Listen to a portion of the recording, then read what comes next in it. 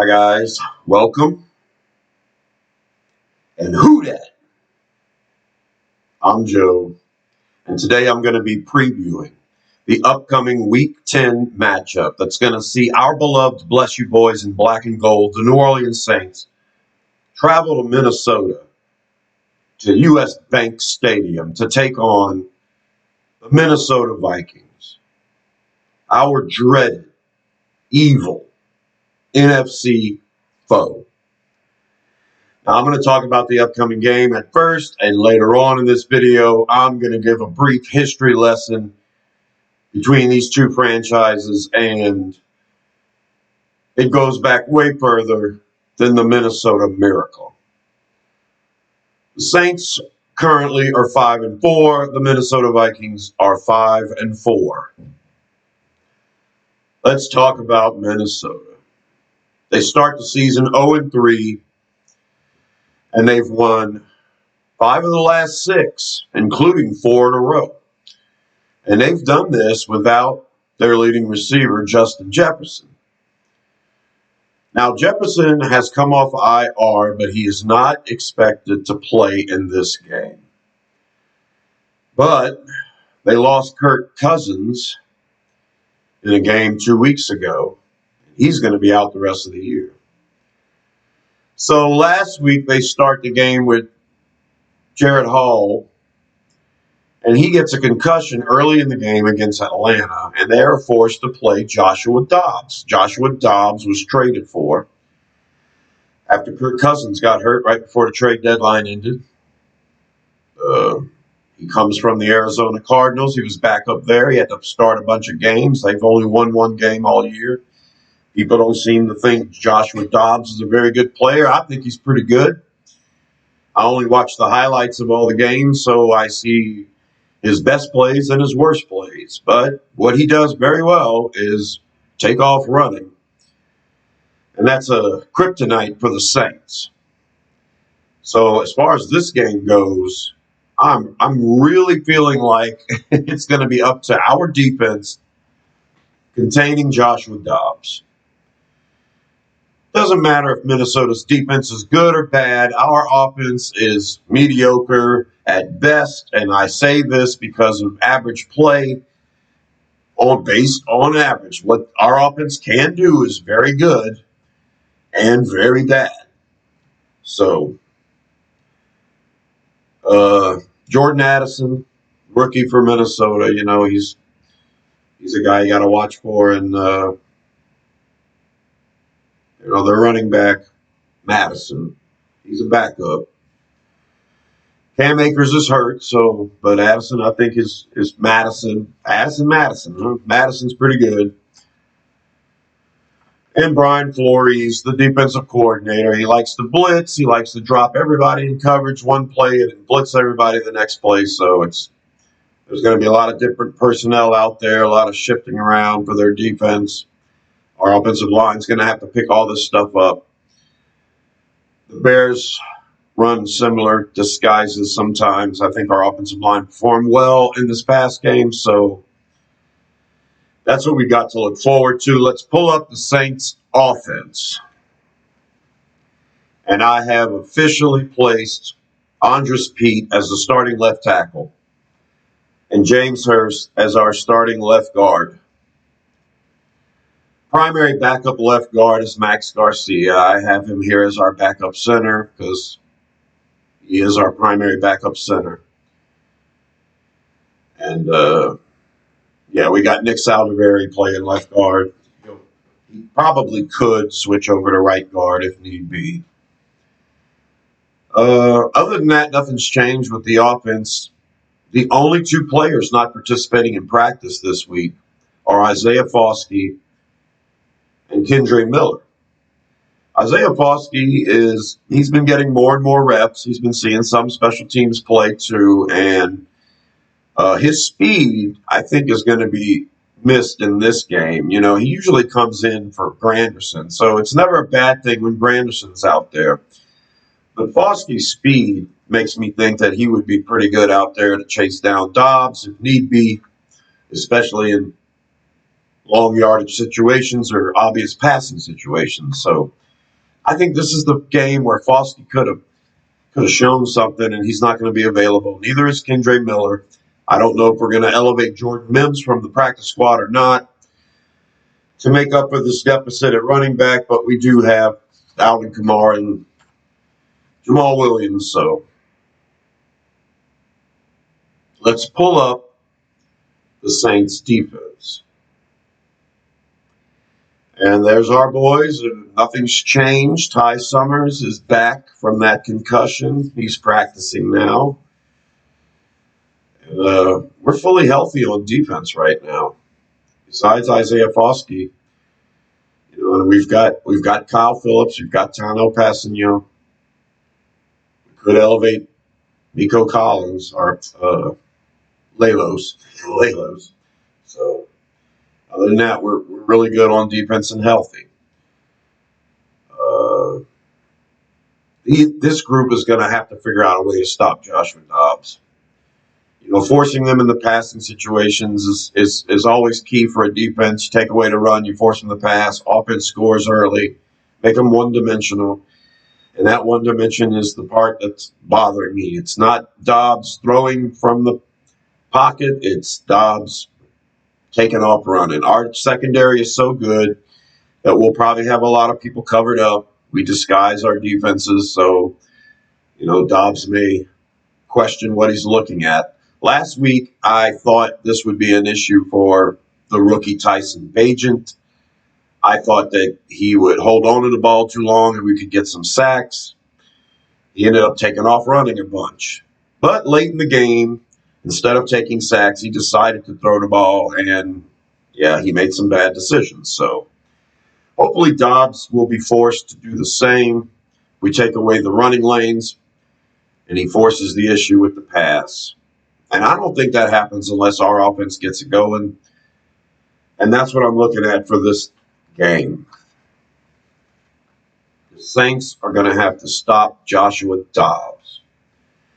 Now, I consider Minnesota a good team. They're 5-4. I don't care what anybody says about anything. What the records don't matter when these two teams play.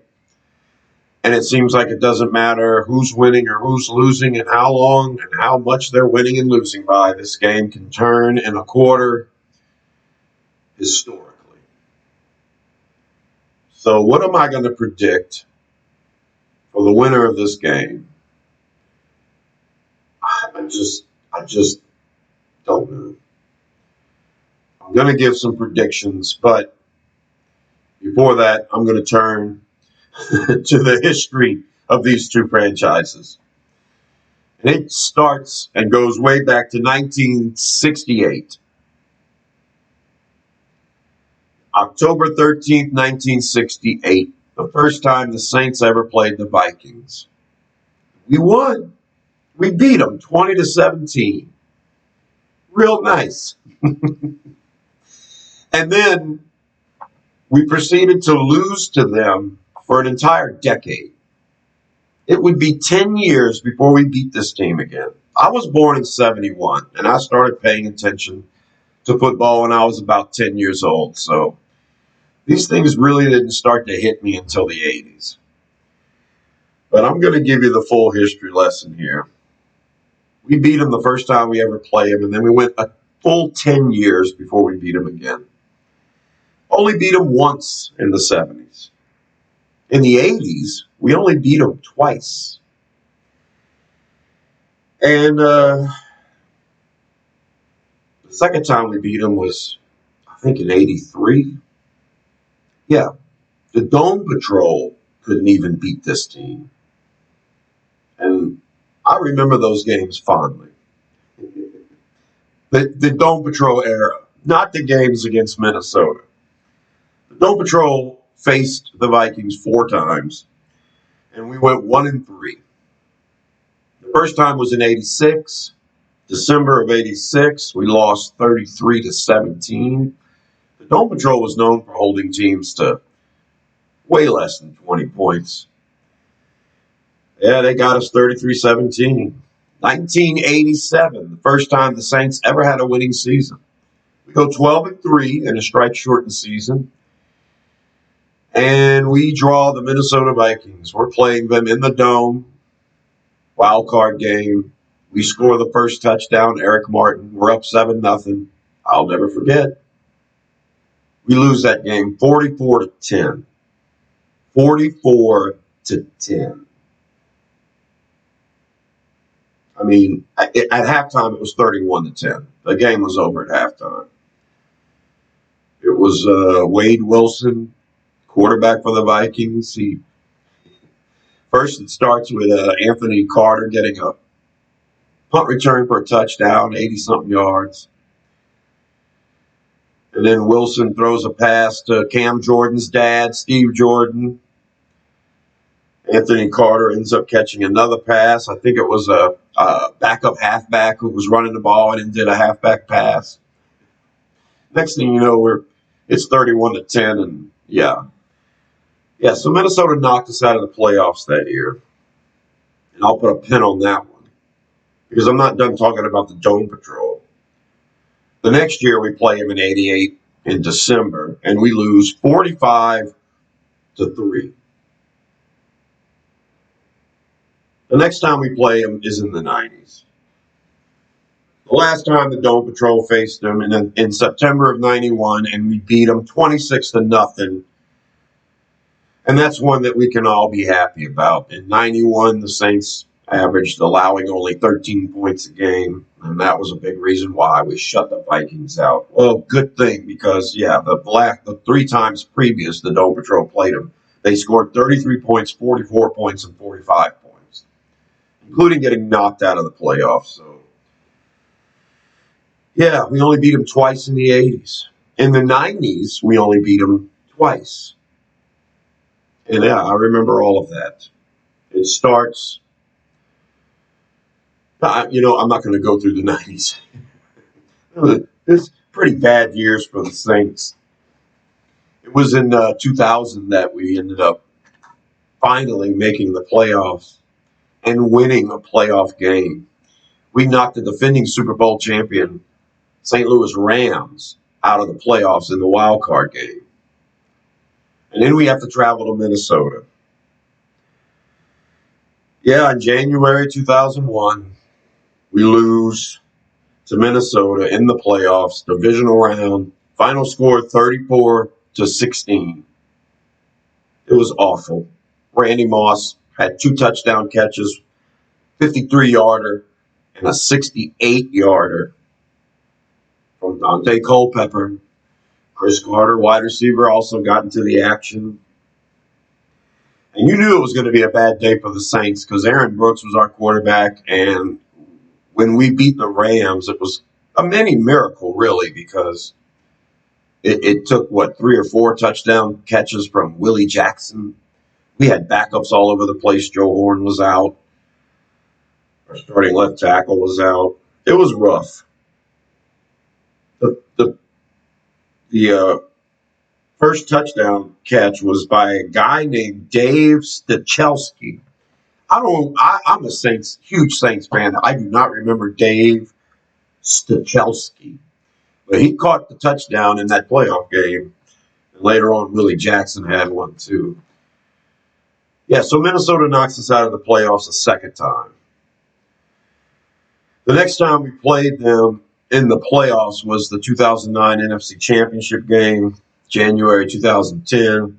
We all remember that game fondly because we won in overtime, and we go to the Super Bowl. So fans of Minnesota are probably thinking, that was the one. They would have gladly lost the other 2 playoff games if they could have just won that one with Brett Favre. But no. Minnesota knocked us out of the playoffs twice, and we knocked them out to go to the Super Bowl. But we knocked them out once. Okay? We still owe you. That's how I feel. We still owe you. And we got plenty of chances because we just keep playing this team in the playoffs. 2017 NFC Divisional game that happened in January 2018. The Minnesota frickin' Miracle. We lose the game 29-24. Everybody remembers the play. and everybody's disappointed. I remember watching that game, and I felt like the Saints did not deserve to win that game because we didn't. And when that play happened, I thought it was fitting because the Saints didn't earn the win. It sucks that we had it. We could have won that game and advanced in the playoffs. But no, we were losing 17-0. And there was a minute and 18 left in the third quarter when we finally scored a touchdown to make it 17-7. In the fourth quarter, we outscored them 17-6. And that's how we take the lead.